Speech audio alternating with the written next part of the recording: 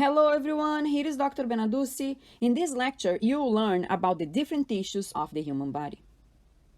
Cells are the smallest unit of life.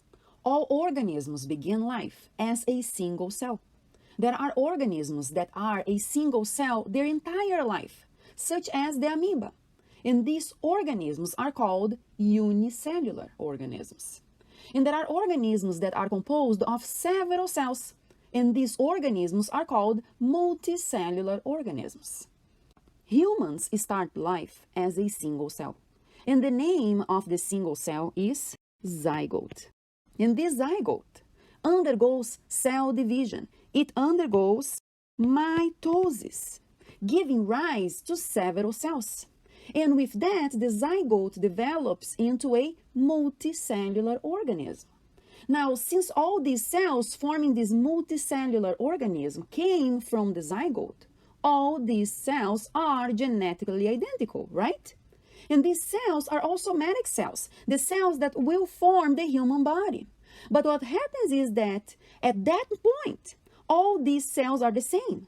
And then they start to become different than what they originally were. And this process of becoming different is what we call differentiation. And when these cells undergo differentiation, they become specialized cells.